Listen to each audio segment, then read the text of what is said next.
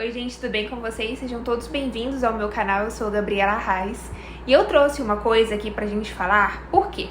Espiritualidade foi como eu acabei de falar no negócio lá do Instagram, em um post. Espiritualidade, se a gente não colocar ela na prática, não trazer ela pra algo tangível, como eu sempre tô falando aqui pra vocês, ela não serve de nada. As pessoas, elas pensam que a espiritualidade o momento espiritual, a minha oração. Não, gente, pessoas que levam uma vida espiritual, elas levam uma vida espiritual. A vida é espiritual. Não existe essa separatividade meramente da nossa compreensão humana do material e do espiritual, quando a gente agrega isso, junta isso. Então, por exemplo, às vezes eu gosto muito de rezar o terço, às vezes eu não estou rezando o terço, eu não estou no terreiro, não estou em algum lugar, mas eu estou cuidando de alguém, eu estou cuidando do meu afilhado que está doente, por exemplo, fazendo um bolo para minha família. Isso quer dizer, eu também estou rezando, também estou em contato direto com a minha divindade. Estou transbordando o amor, estou fazendo alguma coisa com carinho, com atenção, com compreensão, pro bem maior meu e de quem mais está envolvido.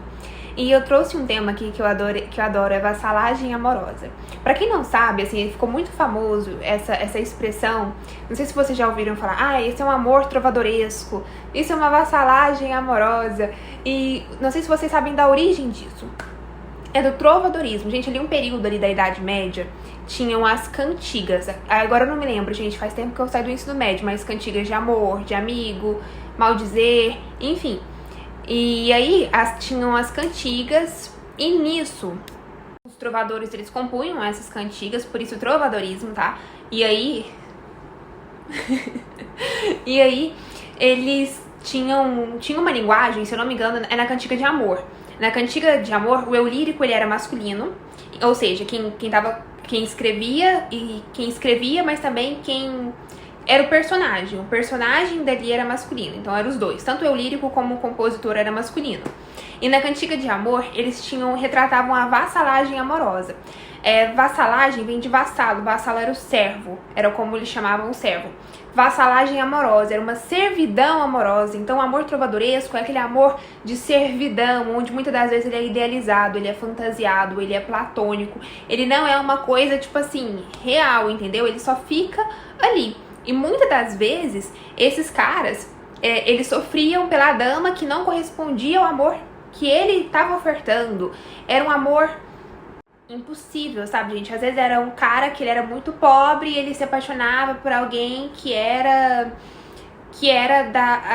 rica, e essa discrepância de realidade dos dois não permitiam que eles pudessem ficarem juntos. Ou era a mulher que seduzia o cara, mas depois não queria mais esse cara de novo. Então era um amor idealizado, um amor platônico. E um amor que muitas das vezes trazia um sofrimento. E esse sofrimento também era romantizado. E esse sofrimento, ele era até poético. E formava, né, as cantigas. Que as cantigas, elas não eram poesias, a gente não chama de poesia, mas cantam de cantigas, porque era recitado e tudo mais. E aí, o que eu tô trazendo agora pra vocês, pro nível daqui que a gente tá trazendo isso aqui pra vocês? Galera, presta atenção em uma coisa. Eu tenho certeza que ao ouvir essa história, você trouxe, Gabriela, eu já vivi isso aqui. Eu já vivi algo assim. Eu já fantasiei isso. Gente, eu fantasiei horrores quando eu li Jane Austen, quando eu era adolescente. E eu sempre tive na procura de um cara que me amasse daquela forma, daquela intensidade, que muitas das vezes é fantasiosa. E que muitas das vezes vai trazer uma relação, só que não é uma realização. Porque não é saudável. Não traz frutas.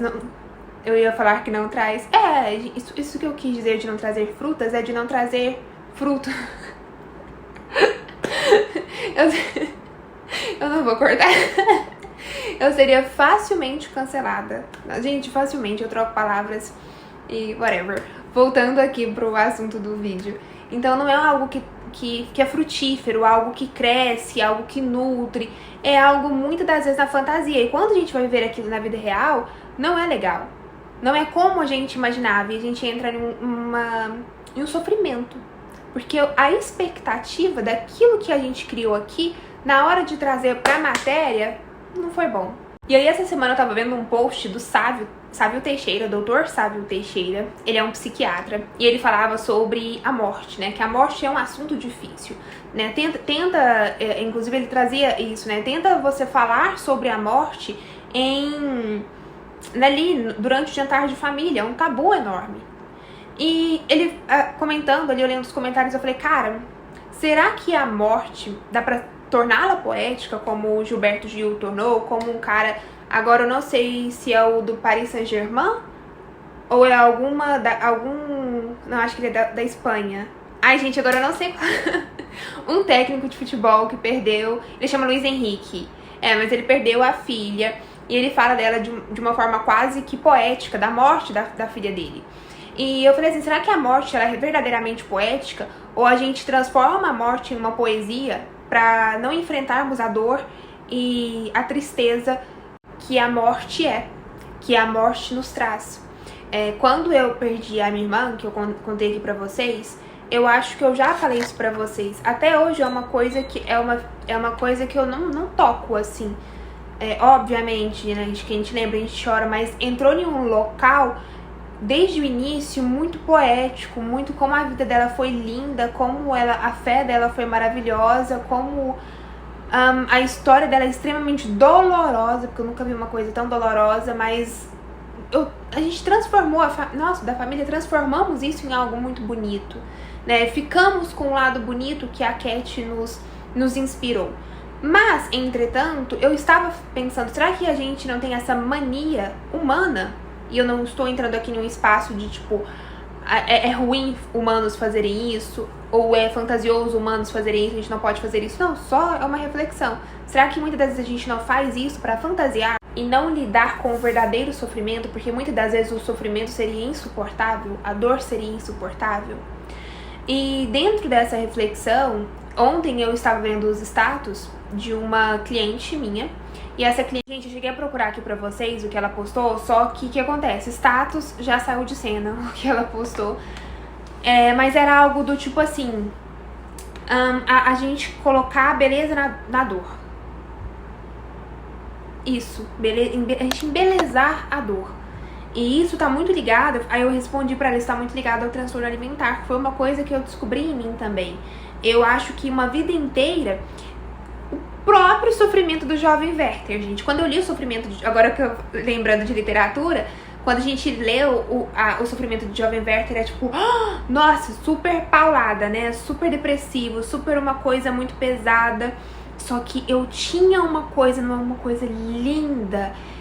É uma coisa maravilhosa, é uma coisa profunda, é uma beleza. Então eu enxergava a beleza nisso. Pra vocês terem noção, quando eu era pequena, no 8º ano, eu escrevi um livro, a professora passou uma dinâmica pra gente escrever um livro.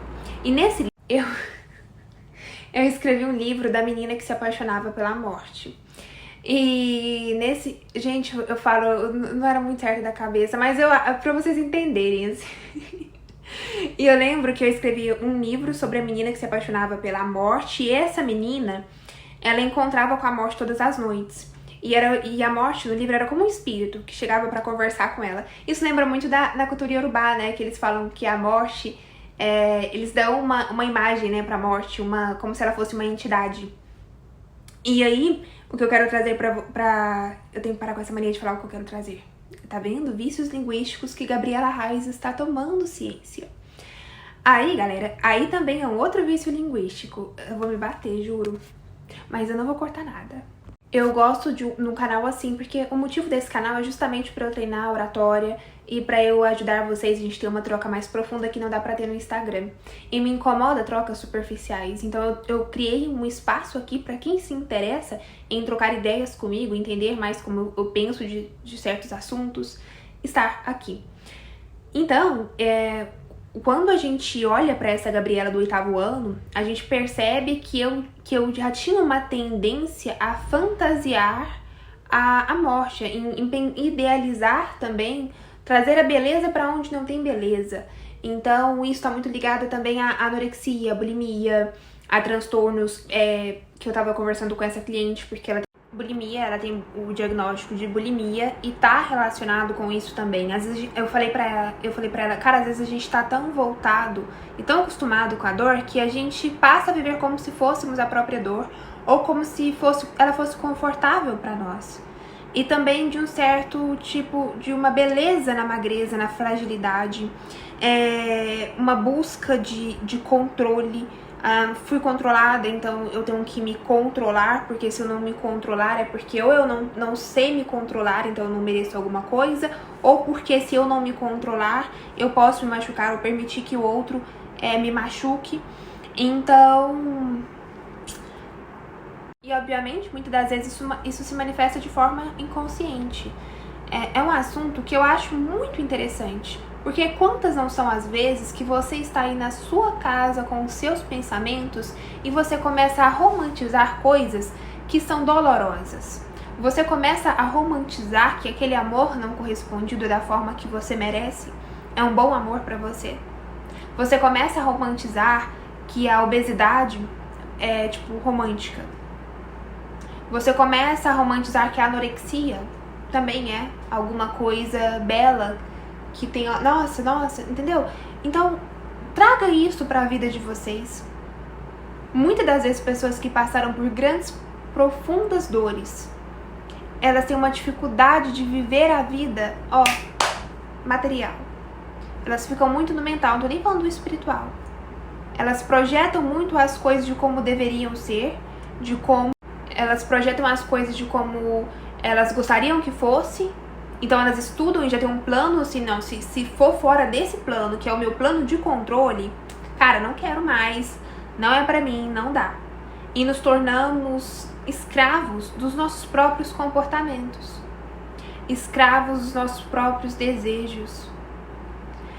A gente tem que, uma hora na nossa vida adulta, parar. Então eu vejo assim, não, às vezes eu romantizar a morte dolorosa da minha irmã é uma coisa que compreensível e que não tá me prejudicando, pelo contrário, não tá prejudicando ninguém, não tá me prejudicando, então tá tudo certo. Porém, quando trazemos isso a nível da nosso processo da nossa autoimagem, com também as nossas questões românticas, afetivas, íntimas, sexuais, quando a gente fala sobre isso, são coisas que não dá pra gente ficar vivendo na fantasia, no universo que a gente criou. Muitas das vezes criamos para uma autoproteção. E aquilo que eu falei ontem no vídeo anterior, que eu trouxe aqui no canal pra vocês, a gente não tem uma verdade, porque nós somos seres humanos, dentro de um sentido ideológico, principalmente, que eu trago aqui. Pra mim vai fazer muito sentido essa ser a verdade, baseado naquilo que eu estou testemunhando, que eu estou vivenciando. Agora, para fulano que cresceu em outra realidade, vai ser muito diferente. Eu posso vir aqui como uma Gabriela, a Gabriela pessoa que tá ali no dia a dia, trocando ideia com os meus amigos, e falar sobre o Neymar, o quanto eu acho ele um cara não interessante, quanto eu acho as coisas que ele faz desagradáveis e zero admiração.